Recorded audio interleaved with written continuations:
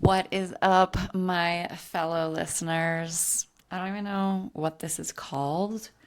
Right now, I want to call it like Sunday Sessions with Moni, and they're going to just be little solo eps. Maybe they will be solo episodes that get posted to Flow State Podcast. Maybe they'll be a new branch off.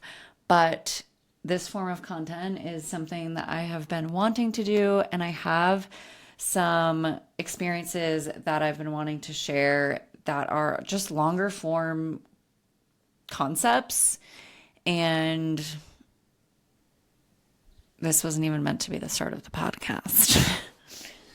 Okay, so I started going. That was just meant to be a test, but I like where I was going with that. So I'm gonna keep it. We're gonna stay real here. We're gonna stay authentic. Today's episode, if you are tuning in, is going to be the beginning of what I am calling my fertility longevity experience, journey, path, effort, whatever you want to call it. But today is going to be volume one of that experience. I'm going to give you a little backstory. I'm going to take you along and just share kind of what I have been doing as a 35-year-old female to preserve my fertility. I'm going to get a sip of matcha first. Am I drinking matcha at almost 7 p.m.? Yeah, it just sounded good. And it's part of my protocol right now. We will get into that for sure, but green tea is part of my protocol. A reminder to ask my dietitian if matcha is matcha is green tea, right? But is matcha considered green tea in this protocol? I should clarify that because I'm just drinking a matcha latte, so it's milk. Okay, so let's dive into this fertility longevity experience. And I think that where we need to start is honestly, yes, all the way back to my first period so that you can know my background, my history, and maybe you relate to that. For starters, I am 35 years old. I will be 36 in October. Time flies when you're having fun. And I don't have kids yet, but I know that I want to have kids someday. And yes, holy smokes, it feels like the biological clock is a ticking. I think in the last year, it feels like I've aged about 10. So, although I know that there is some differing opinions on that, we just had an amazing guest on the Flow State podcast, and we kind of debunked the biological clock of women in their 30s being scared kind of conversation. So, that is an interesting one. Stay tuned for that coming out in the next couple of weeks. But for me, I got put on birth control at age 11. I got my period at 9 years old and immediately was having acne breakouts, very, very heavy. I had like clotty, heavy periods as a young child. I don't remember if they were regular or not. I don't think I don't even think I knew like how many days it was supposed to be. I know that my mom put a little squiggly question mark on her calendar every 28 days. And so that's what I did too. It was literally like a period in parentheses or like a question mark in parentheses. And it was always on her calendar. And that was when she thought she was going to get her period. Well, at age 11, I got put on orthotricycline low. If you're familiar, you know. And I was on that until I have some notes. So I'm kind of just, I had to like map this out a little bit. But I was on the pill. And when I say on the pill, like you put an 11-year-old on the pill.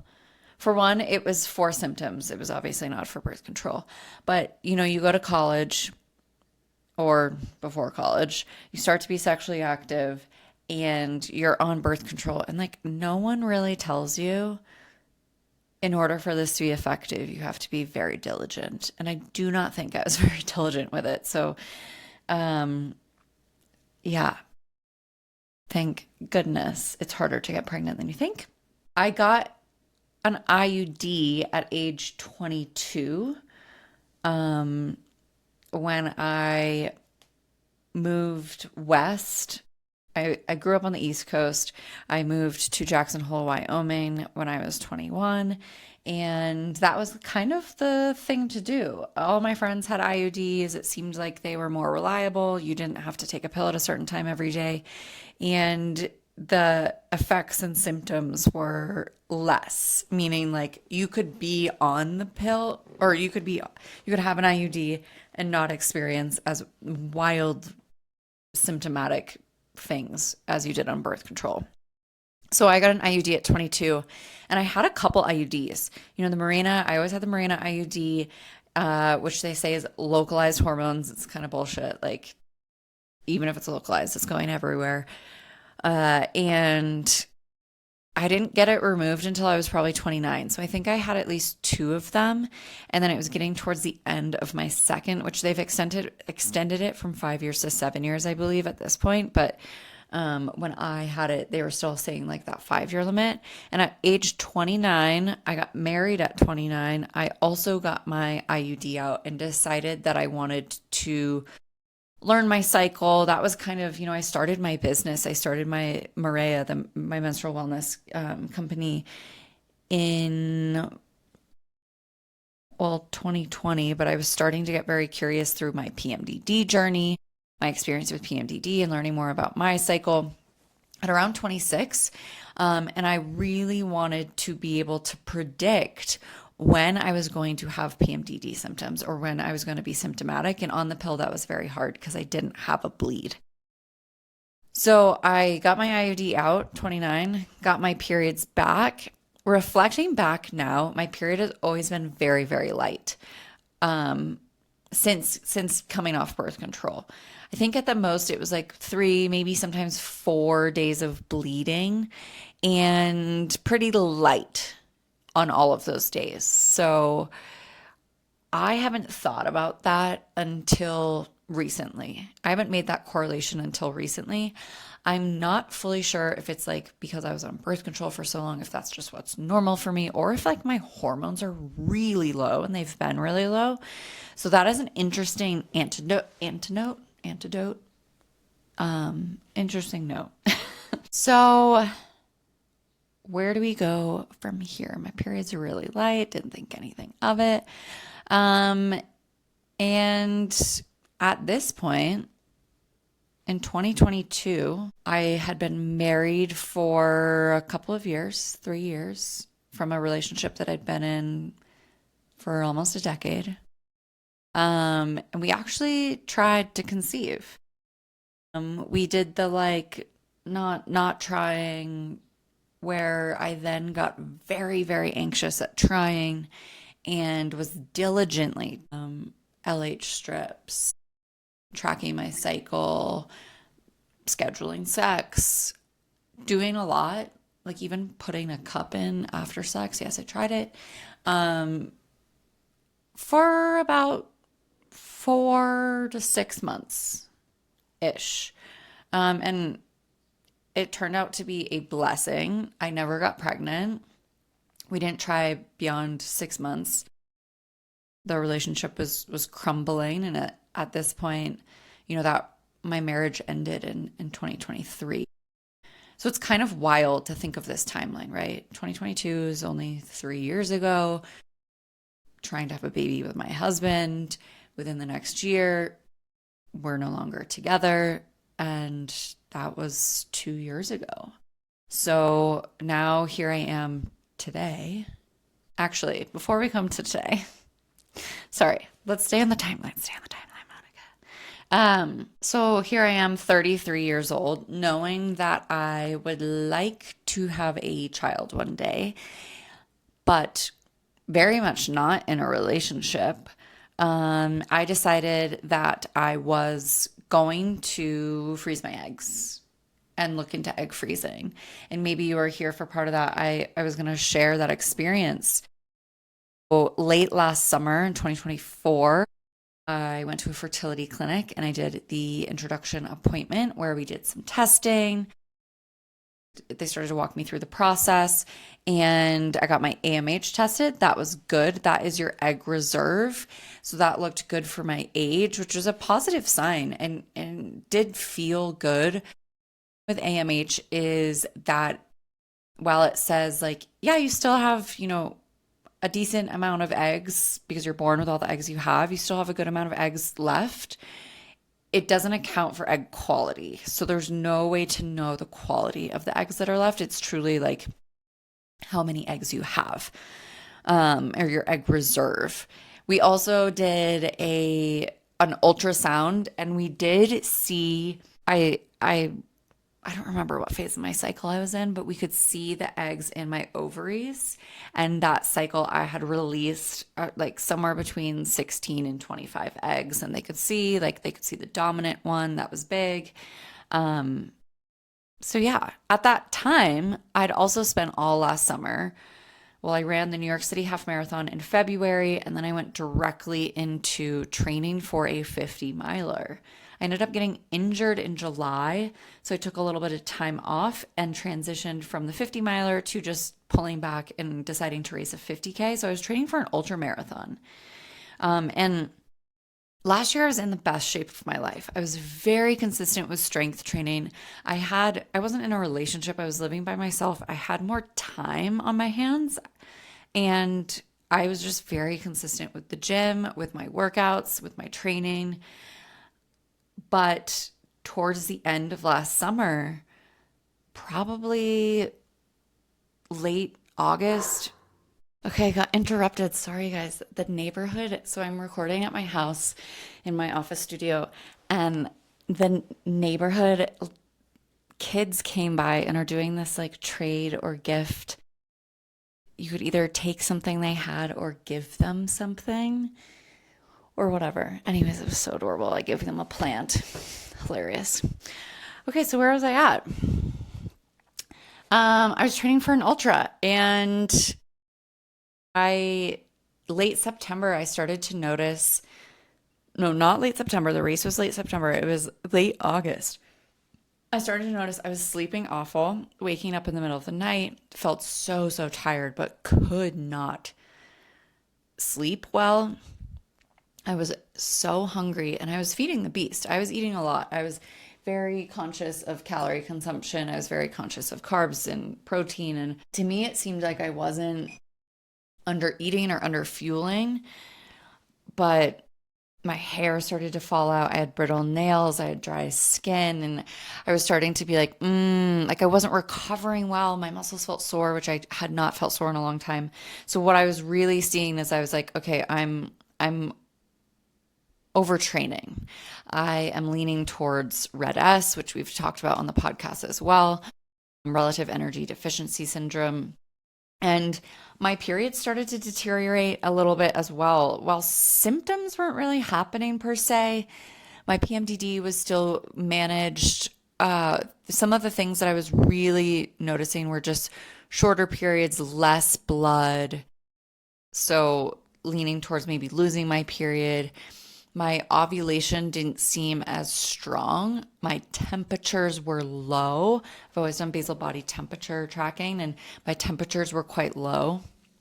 So those were things that I was noticing at that time, and I was trying to counteract by reducing training volume, really focusing on nutrition and making sure that I was eating enough. And my race was in September, and after my race, I kind of like stopped everything.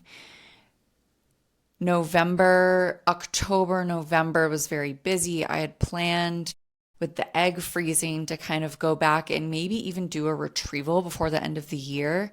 But at the same time, in the background, I was trying to purchase my house out of my marriage. And that was a really stressful process. And it was also a very expensive process, or just required my capital. And I decided, okay, I'm going to wait. I'm going to push pause on the egg freezing thing because it is an investment until I have completed the purchase of the house. I want to look as healthy as I can financially to get the mortgage and do everything I can. So, and if you're an entrepreneur, you know how hard it is to look good to a bank because you're a business owner. So that made me put a pause on the egg freezing. At that point, I traveled, or I guess at that point, I guess it would be a good time to bring in. I was also in the beginning of a new relationship. I had met someone and we'd been spending a lot of time together. We decided to be exclusive after kind of dating on and off and seeing each other. We don't live in the same town, so it was a little bit long distance for a while. And so I was starting this new relationship at the same time. The egg freezing decision and the new relationship are not intermingled. That was separate, as I explained, with the financial decision. But I knew that I had a lot of travel coming up. My partner is a professional athlete. His race season is October, November. And so it's like every weekend you're on the road, you're going to the next race. It was just about to be very hectic. So I kind of put pause on that, traveled October, November. In November, I ended up moving to Arizona for the winter, which is where he lives. And again, like moving, it's just stressful, especially moving in with a new partner, taking a big leap. I mean, I was purchasing my house and I was moving 13 hours away from my house at the same time. And you're like, what the heck am I doing? So I think that there was a level of stress in those moments as well, that your body doesn't know the difference between physical stress, between emotional stress. And that's where I was in that time, was kind of in a little bit of chaos emotionally. Although I felt like at the same time, I was living this dream of a life. I had manifested this partner into my life. The relationship is amazing to this day, amazing. And I'm getting to live I'm very grateful. I'm very, very grateful, but it doesn't mean that I wasn't experiencing stress at the time. And my health was crumbling. I had gotten sick in November. I attributed that to all the travel I was doing. November, I was just super low energy and I was like, all right, I'm just going to take it very easy. January came around and I had this massive allergic reaction. I am not someone who has skin allergies. I don't get seasonal allergies. I don't have much of a histamine response. And my ears started to swell up. My neck had this rash that was starting to crawl down my back. My entire scalp was itchy. We ended up attributing it to a broken water softener and or a new shampoo that I was using. But to have that kind of allergic reaction, there's a histamine and hormone connection. And I think that deepened the hormonal spiral that I was moving towards. And I'm still combating it. It took about a month. It was like almost a month. A very, very challenging histamine reaction, trying to figure out whatever it was. I wasn't sleeping. I was so itchy. I wanted to crawl out of my skin. It was just like making me cry. I was so frustrated. But after that, things kind of chilled out, if you will. I wanted to get back into running. I started to do a half marathon program and I quickly got injured. And that was just my final signal of like, okay, I think I need to basically do nothing. And that was the end of February. So since then, I have been barely strength training. I just got back into a good strength training regimen. Haven't been running much, just when it feels good, and mostly just walking or hiking, doing some dirt biking. But it's been a journey. And today I am in hormonal chaos. So one thing that I want to share and kind of want to leave you with today is I had found balance. I have PMDD, and I will say that my PMDD has kind of flared back up in the last couple of months in terms of PMDD flaring up. and I am noticing that something is out of whack, and I'm definitely sensitive to whatever that is right now. Just because we have healed our hormones before, because we find balance, it's a fluid, all of our wellness, right? It's a fluid thing. Things can compound, you can fall back out of balance, and you have to start over.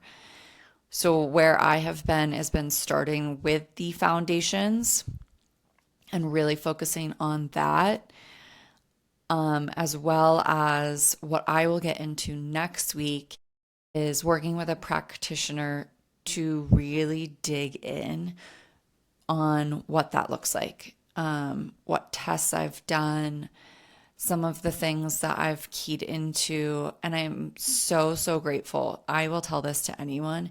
If you are in a health situation, a wellness situation, a hormonal situation, and you're trying to get out of it, the first step is just body awareness, starting to notice more things. What are your bowel movements like consistently? And I know, am I talking about poop? Yeah, poop. What are your bowel movements like consistently? What is your sleep like consistently? Are you waking up in the middle of the night? Are you drinking enough water? Are you eating enough? How many plant varieties are you eating in a day? Are you eating enough protein? Are you letting your blood sugar go willy-nilly and like getting hangry a lot? Because that is my problem. And starting there, building awareness. What does it feel like in my body? What is my body producing? Am I getting headaches? Where am I at in my cycle? Are these symptoms cycle after cycle coming up? So this is the story of how I got from my first period to 35-year-old Monica, who wants to have a family, but doesn't have a family. And this also, I'm going to clarify this. This isn't a trying to conceive journey. My partner and I aren't, this isn't what this is. We're not trying to have a baby. We have conversations about it. We're not quite there yet. But for me, it's important to be mindful of, I'm 35 years old. I want to be in the best possible place to have a child when I am ready to have a child. And the best possible place to have a child is hormonally balanced, which for women is wellness. That is where we are going to see the most longevity. That is where we are going to thrive energetically. That is where we are going to be able to show up as our best self, is when we are in a state of balance. So come back next week. Drop any questions that you have in the comments below. Come back next week and we are going to talk about what I've done from here, from realizing, early this year that this is actually a really bigger problem, that I'm not bouncing back as I had hoped, and what I've done in terms of tests, working with a practitioner, what my protocols look like, and the things I'm really focusing on. So see you guys next week. Thanks for tuning in. Let me know what you think. I don't really know what this is yet, but I think a sit-down chat format is just better for me. I love podcasting, and I'm excited to share in this way. I'm sick of Instagram. Shh, don't tell Instagram, but the short form content is like, it's giving me the ick. So here we are. We're having sit down chats. Thanks for tuning in, guys.